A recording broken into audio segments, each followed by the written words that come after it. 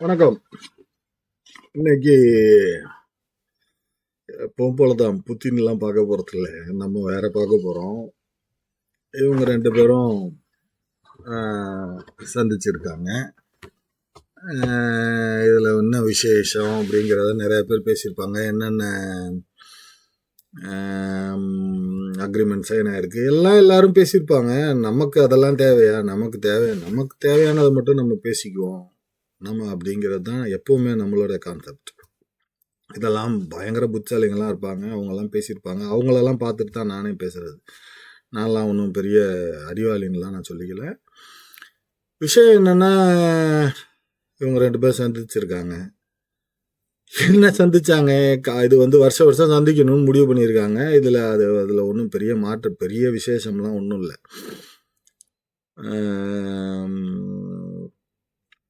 இவங்க 2 பேரும் இப்போ ட்ரம்ப் ஒதுக்கிட்டாரு அப்படின்லாம் பேசுவாங்க. ஆனால் கொஞ்சம் பின்னாடி போய் இது என்ன நடக்குது அப்படின்னு பார்ப்போம். இதுதான் ரஷ்யா, இதுதான் இந்தியா. காமெடியாக இருக்குல்ல? உங்களுக்கு கொஞ்சம் புரியுற மாதிரி தெளிவாக சொல்கிறேன், கேட்டுங்க. சரியா? இந்தியாவுக்கும் ரஷ்யாவுக்கும் ஆக்சுவலாக எந்த சம்மந்தமே கிடையாது. என்ன? ஆனால் ஏன் சம்மந்தம் வந்துச்சு அப்படிங்கிறது தான் இப்போ பேச போகிறோம். ரஷ்யாவுக்கும் சைனாவுக்கும் சண்டை. இப்போ இல்லை, நான் சொல்கிறது அந்த காலத்துலேருந்தே சண்டை. சரியா? ஸோ சைனாவை கவுண்டர் பண்ணணும் அப்படின்னா ஒரு நாடு வேணும். இந்த சைடில், அதாவது சைனாவோட ஒரு கண்டினியூஸ் பெரிய வார் மாதிரி வந்துச்சுன்னா சைனாவை கவுண்டர் பண்ணுறதுக்கு ஒரு நாடு வேணும். அதுக்காக யாராவது ஒருத்தரை பக்கத்தில் வளர்த்து விடணும். அதுக்கு கிடைச்ச நாடு தான் இந்தியா. சரியா? ரஷ்யாவுக்கு கிடைச்ச நாடு தான் இந்தியா. என்ன, இந்த பக்கம் ரஷ்யா சைட்லேருந்து அப்படின்னா இந்த சைட்லேருந்து இந்தியாவுக்கு என்னன்னா, சுதந்திரத்துக்கு அப்புறம் இந்தியாவை ஒரு நாடாவே மதிக்கலை. விஷயம் என்னன்னு சொல்லிடுறேன். இந்தியாவை அவங்க ஏன் நாடா மதிக்கலைன்னா, அவங்க என்ன நினச்சாங்கன்னா, ஏதோ ஒன்றத்தையும் இவ்வளோ பெருசாக கொடுத்துட்டு வந்துட்டோம் ஒரு உருண்டையை, எப்படி முழுசாக சாப்பிட முடியும்? அது ஃபுல்லாக சின்ன சின்ன விஷயங்கள், அதாவது சின்ன சின்ன ஸ்டேட்ஸு, எல்லாமே வேற வேற, மதம் வேற, மொழி வேற, இனம் வேற, அது வேற, இது வேறன்னு எக்கச்சக்கமான சாப்பாடுலேருந்து எல்லாமே வேற வேறையா இருக்கு. இவங்க எப்படி ஒன்றா இருப்பாங்க அப்படின்னு சொல்லிட்டு எந்த நாடுமே நம்மளை சேர்த்துக்கல. எந்த நாடுமே நம்மளை யூஸ்வலாகவே வெஸ்டர்ன் கண்ட்ரிஸு நம்மளை சேர்த்துக்க மாட்டாங்க. இந்த சைடில் இருக்க யாரையுமே சேர்த்துக்க மாட்டாங்க. என்ன, அதில் இந்தியாவை யாருமே சேர்த்துக்கல. என்ன காரணம்னா, அது கொஞ்ச நாளில் பிரிஞ்சு போயிடும், தனித்தனியாக உடஞ்சி சுக்குநூறாக மாறி போயிடும். அப்போ பார்த்துக்கலாம் அப்படின்னு சொல்லி விட்டுட்டாங்க. இன்னொன்று, அவங்கெல்லாம் அவங்கவுங்க விஷயம் செகண்ட் வேர்ல்டு வாருக்கு அப்புறம் அவங்கவுங்கள வளர்த்துக்கிறதுல ரொம்ப பிஸியாக இருந்தாங்க. ஏன்னா அவங்களுக்குலாம் செகண்ட் வேர்ல்டு வார் பண்ண இம்பேக்ட் பயங்கரம். நமக்கு ஹெல்ப் பண்ணுறதுக்கு யாரும் கிடையாது.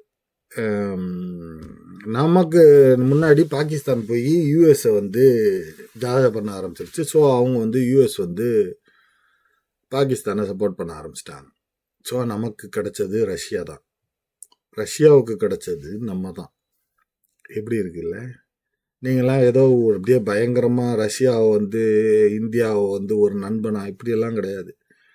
ரஷ்யா இந்தியாவை ஒரு ஒரு என்ன சொல்கிறது, இந்த மாற்ற என்ன சொல்லுவாங்க, இந்த என்ன தம்பி மாதிரி ட்ரீட் பண்ணாத, பிக் பிரதர் ஆட்டிடியூடில், அதாவது நீ நான் சொல்கிறேன் நீ செய்யி அப்படிங்கிற லெவலில் தான் முன்னாடியெல்லாம் இருந்துச்சு.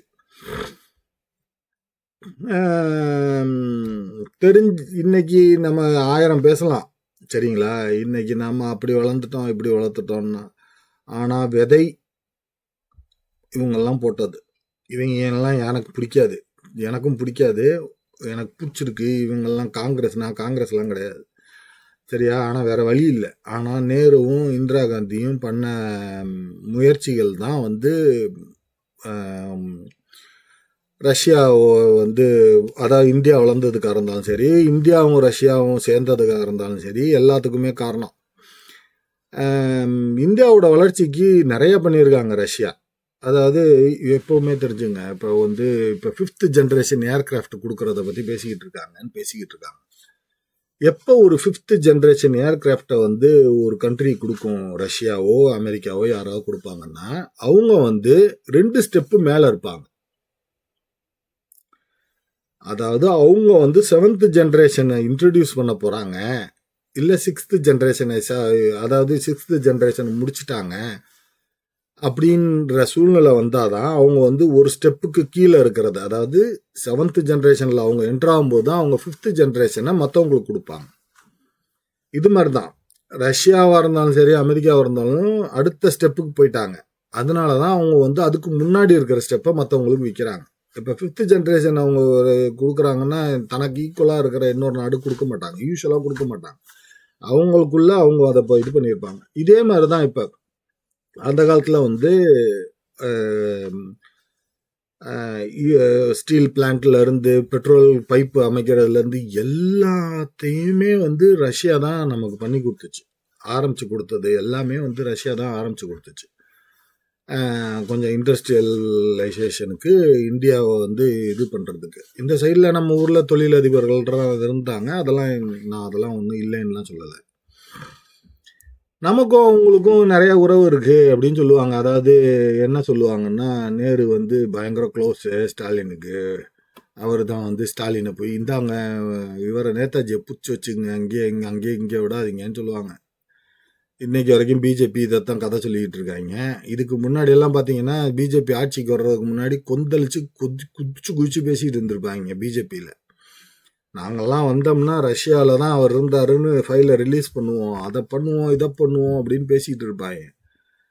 இருந்திருக்கலாம், நான் வந்து இல்லைன்னுலாம் சொல்லலை.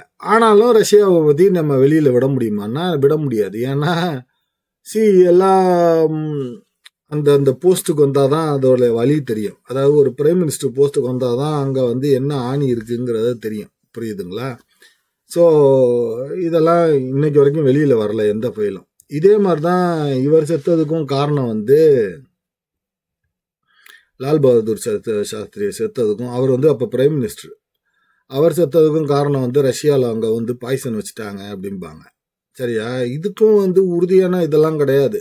இவர் வந்து 2-3 கதை சொல்லுவாங்க. அவர் அங்கே வச்சு மிரட்டினாங்க, ஆனால் வந்து அவர் மிரளல, அதனால அவரை கொண்டுட்டாங்கன்னு சொல்லி ஒரு கதை சொல்லுவாங்க. அதுக்கப்புறம் அவர் வந்து சுபாஷ் சந்திர போஸ் உயிரோடு இருக்காரு, சுபாஷ் சந்திர போஸை போய் அங்கேருந்து கூட்டிகிட்டு வர்றதுக்காக ட்ரை பண்ண போனார், அதனால் இங்கே கொண்டுட்டாங்கன்னு கதையாக சொல்லுவாங்க. எதுக்கும் உறுதியாக எதுவுமே எதுக்கும் பேப்பர் இல்லை.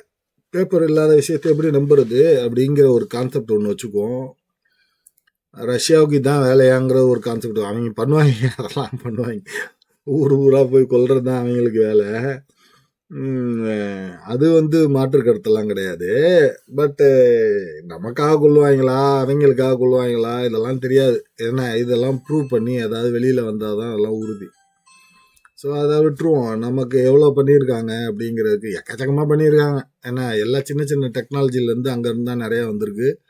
ஏன்னா அந்த சமயத்தில் வேறு எந்த நாடுமே நமக்கு வந்து ஹெல்ப் பண்ணுறதுக்கு ரெடியாக இல்லை. அப்புறம் நான் இது வந்து 1971 நமக்கும் பாகிஸ்தானுக்கும், அதாவது இந்திரா காந்தி வந்து பங்களாதேஷை பிரித்து விட்ட சமயம் யூஎஸ் வந்து மிலிட்ரியை வச்சு அட்டாக் பண்ணலாம் அப்படின்னு ட்ரை பண்ணும்போது ரஷ்யா வந்து நம்மளை காப்பாத்துச்சு. அதுக்கும் அதே தான் காரணம்.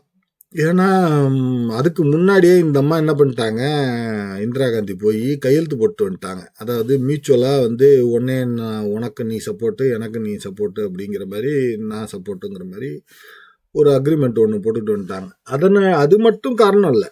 அந்த சமயத்தில் இந்தியா வந்து அதான் சொன்னேன் இல்லையா, ரஷ்யாவுக்கு இந்தியா வந்து கட்டாயமாக தேவை. சைனாவை கவுண்டர் பண்ணுறதுக்கு இந்த சைடில் வந்து இந்த சைடு ஏஷியா ரீஜனில் வந்து ஒரு ஆள், அவங்களுக்கு தெரிஞ்ச ஒரு ஆள் இருக்கணுங்கிறது. ஸோ அது ஒரு காரணம். சரியா? இன்னைக்கு காரணம் வேற. இன்னைக்கு என்ன காரணம் அப்படின்னா, இன்னைக்கு வந்து வளர்ந்துருச்சு கண்ட்ரி, நம்ம கண்ட்ரி. இது பாருங்க, யாரெல்லாம் சைனா பாகிஸ்தானுக்கு ஆதரவு தெரிவித்தாங்கன்னா இங்கே பாருங்க, இவங்க சைனாவும் ஆதரவு தெரிவிச்சிருக்கும், யூஎஸும் ஆதரவு தெரிவிச்சிருக்கும் பாகிஸ்தானுக்கு. நம்மளோட மிலிட்ரி அப்போ தான் வளர்ந்துச்சு, அதனால் நம்ம வந்து இதை வந்து அச்சீவ் பண்ண முடிஞ்சிச்சு. சரியா? இவங்க 2 பேரும் கோல்டு வார்ல என்னென்னலாம் பண்ணிக்கிட்டு இருந்தாங்க. எக்கச்சக்கமான கண்ட்ரிய வந்து பிரிச்சு விட்டாங்க. எக்கச்சக்கமான கண்ட்ரிய வந்து நாஸ்தி பண்ணாங்க. ஆனா இந்தியாவை ஏன் அப்படி பண்ண முடியல அப்படின்னா, இந்தியா மொத்தமா ஒரு குரூப்பா இருந்துச்சு. பக்கத்துல எந்த பெரிய கண்ட்ரியும் கிடையாது. அதாவது ரஷ்யாவோட பார்டர் இல்ல. இப்ப இதெல்லாம் பார்த்தீங்கன்னா, இது வந்து வியட்நாம வந்து இப்படிதான் நார்த் சவுத்துன்னு பிரிச்சாங்க. ஆனா ஒண்ணா சேர்ந்துட்டாங்க அவங்க. கொரியா இன்னும் சேராம இருக்கு. ஜெர்மனி அதே மாதிரி தான் ஈஸ்ட் வெஸ்ட்னு பிரிஞ்சிருந்துச்சு. இந்த சைடு ரஷ்யா இவ்வளோலாம் ஒன்றும் இல்லை. இந்தியா தப்பிச்சதுக்கு காரணம் யாரோடைய பார்டரும் இல்லை அந்த சமயத்தில் இருந்து. இப்போ இன்னைக்கு சூழ்நிலை இருந்திருந்தா சைனா வந்து நார்த்து அதாவது கம்யூனிஸ்ட் சைனாவை மாற்றிருக்கோம். சவுத்தில் இருக்கிறதெல்லாம் வந்து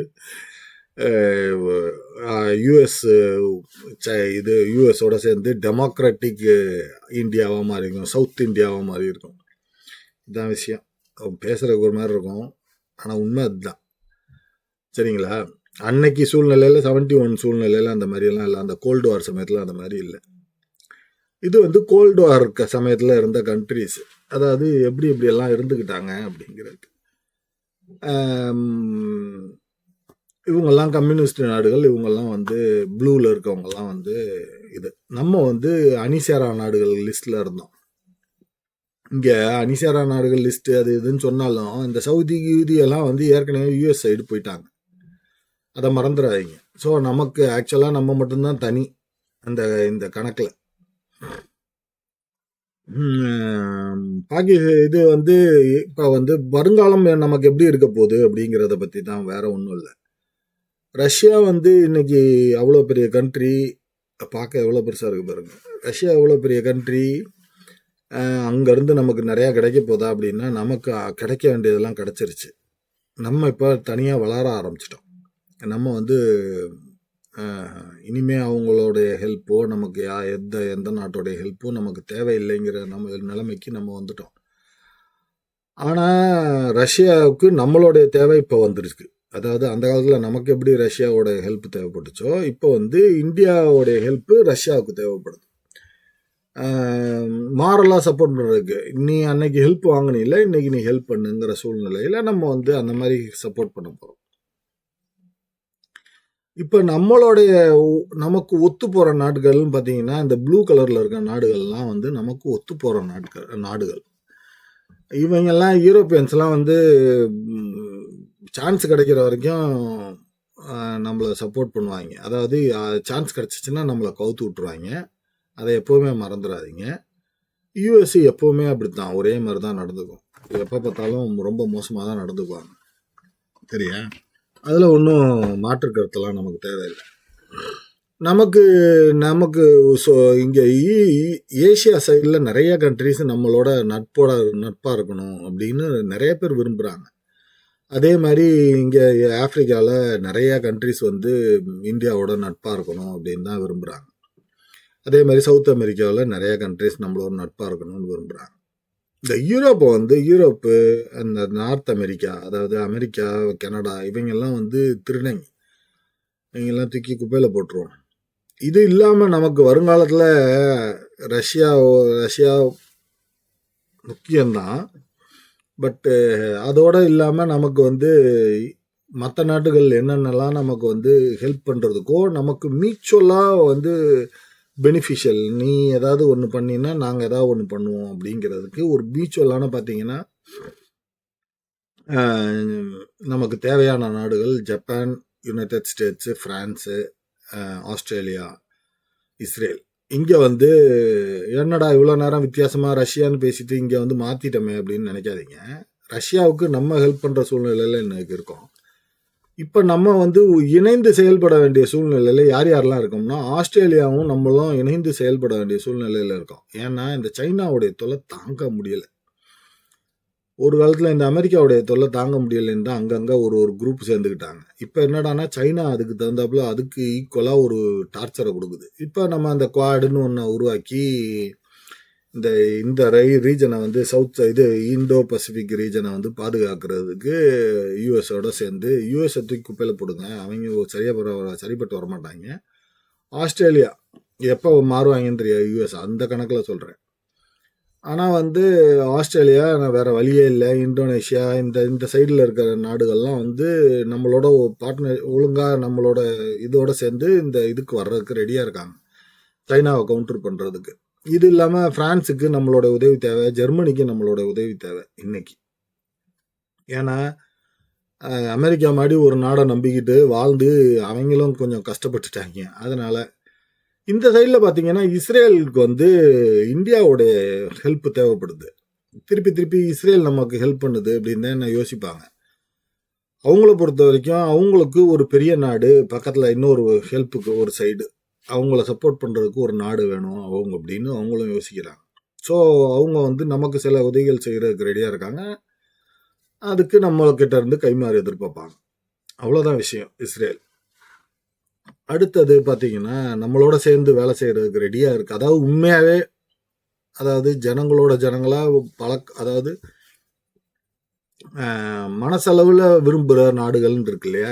இது பார்த்தது வந்து தொழில் அளவில் விரும்புகிற நாடுகளும் டிஃபென்ஸ் அளவில் விரும்புகிற நாடுகளும். இது வந்து நம்மளோட மனசளவில் வந்து ஒத்து போகிற சில கண்ட்ரிஸ் இவங்க தான். Germany, Brazil, Indonesia, South Korea, Vietnam, Singapore சேர்த்துக்கலான்னு வச்சுக்கங்களேன். நம்ம தான் வந்து நிறையா கண்ட்ரிஸை ஒதுக்கி விட்டுட்டோம். சிங்கப்பூர்லாம் அந்த காலத்தில் நம்மள தான் ஹெல்ப் கேட்டாங்க, எப்போ கொஞ்சம் மிலிட்ரி டெக்னிக், நாங்களாம் வரமாட்டோம் அப்படின்னு வரட்டி விட்டாங்க சிங்கப்பூரை இந்தியா. ஸோ அது மாதிரி இந்தியா நிறைய சின்ன தப்புகள் நிறைய பண்ணி வச்சுருக்கு இந்த மாதிரி. ஸோ இதெல்லாம் நம்ம வந்து வருங்காலத்தில் இவங்களோடலாம் வந்து நட்பை வந்து இன்க்ரீஸ் பண்ணிக்கணும். அதே மாதிரி ஆக்சுவலாக சவுத் ஆஃப்ரிக்காவில், அதாவது சவுத் ஆஃப்ரிக்கா கண்ட்ரி இல்லை, ஆஃப்ரிக்காவோட சவுத் பார்ட்டில் நிறைய கண்ட்ரிஸு இந்தியாவோட நல்ல உறவை மெயின்டைன் பண்ணணும்னு நினைக்கிறாங்க. அதெல்லாம் மெயின்டைன் பண்ணியே ஆகணும். ரஷ்யா நமக்கு தேவைப்படுது. எதுக்கு தேவைப்படுதுன்னா ஒரு மாஸ் சப்போர்ட்டுக்கு. ஏன்னா இவங்க 2 பேரும் வந்து யார் 2 பேரும்னா அமெரிக்காவும் ரஷ்யாவும் மியூச்சுவலாக அட்டாக் பண்ணிக்க மாட்டாங்க. அதாவது ஒருத்தரை டைரெக்டாக அட்டாக் பண்ணிக்கவே மாட்டாங்க. இந்த மாதிரி நடுவில் யாராவது மாட்டினாங்கன்னா அங்கே வச்சு சண்டை போட்டுக்குவாங்களே தவிர டைரெக்டாக அட்டாக் பண்ணிக்க மாட்டாங்க. இப்போ டைரெக்டாக அட்டாக் பண்ணிக்காத கண்ட்ரிஸ்ன்னு பார்த்தீங்கன்னா சைனா, யூஎஸ் அட்டாக் பண்ணிக்க மாட்டாங்க. சைனா, ரஷ்யா அட்டாக் பண்ணிக்க மாட்டாங்க. ரஷ்யா, யூஎஸ் அட்டாக் பண்ணிக்க மாட்டாங்க. இதுதான் ஆக்சுவலாக டைரெக்டாக அட்டாக் பண்ணிக்காத கண்ட்ரிஸ். மீதி எல்லாம் வந்து எப்படி வேணாலும் இருக்கலாம். ஸோ சைனாவை நம்பி எந்த கண்ட்ரியாவது வாழுமானா சத்தியமாக எந்த கண்ட்ரியும் வாழாது, அழிஞ்சு போயிடும். அதனால் சைனாவை நம்புறதுங்கிறது வேஸ்ட்டு. அதுக்கு ரஷ்யாவை தான் வேறு வழியே இல்லை, நம்ம நம்பி ஆகணுங்கிற சூழ்நிலையில் இருக்கும். இதுதான் கான்செப்ட். இப்போ இதை வந்து கொஞ்சம் மாற்றலாமான்னு நம்ம பிஜேபி கவர்மெண்ட்டு முயற்சி பண்ணுச்சு. அதுக்கு நம்ம ட்ரம்ப் வந்து நாங்கள் என்றைக்கும் ஒரே மாதிரி தான் இருப்போம் அப்படின்னு சொல்லி அவர் ஒதுக்கி விட்டார். இவங்கள ரஷ்யாவை எவனும் சேர்த்துக்க மாட்டாங்க. அதனால் இப்போ வேறு வழியே இல்லாமல் இப்போ திருப்பி முன்னாடி எப்படி யூஎஸ்எஸ்ஆர், அதாவது ரஷ்யா இல்லை யூஎஸ்எஸ்ஆர் இந்தியா நட்பு இருந்துச்சோ, இப்போ வந்து இந்தியா ரஷ்யா நட்பு இருக்குது. இது ரொம்ப நாளாகவே இருக்குது. இது வந்து இப்போ வேறு வழியே இல்லாமல் இப்போ இன்னும் கொஞ்சம் இன்க்ரீஸ் ஆகிருக்கு. அவ்வளோதான் விஷயம். மற்றவங்கெல்லாம் அழகாக ஒப்பந்தங்கள்லாம் என்ன வந்துச்சு அதெல்லாம் பேசியிருப்பாங்க. நம்ம பேச வந்தது நம்மளுக்கு சைக்கலாஜிக்கலாகவும் மென்டலாகவும் நம்ம வந்து ஒரு பிக்சர் கொடுக்குறதுக்காக ட்ரை பண்ணுறோம். ஏன் இவங்க 2 பேரும் ஒன்றா இருக்காங்க, ஏன் இவங்க 2 பேரும் ஒன்றா இருக்கணும் அப்படிங்கிறதுக்கு. மற்றபடி வேறு ஒன்றும் புதுசாக நம்ம வந்து இதில் கண்டுபிடிச்சலாம் சொல்லலை. நாட்டோடைய நிலைமை, இந்தியாவோட நிலைமை எப்படி இருக்குது அப்படிங்கிறதுக்கு தான், வேறு ஒன்றும் இல்லை. இந்த ரஷ்யாவோட நிலைமை எப்படி இருக்குங்கிறது. நம்ம வளர்ந்துக்கிட்டு இருக்கோம், இன்னும் வளரணும், நிறைய வளர வேண்டியிருக்கு. இதுதான் இந்த பதிவு. நன்றி, வணக்கம்.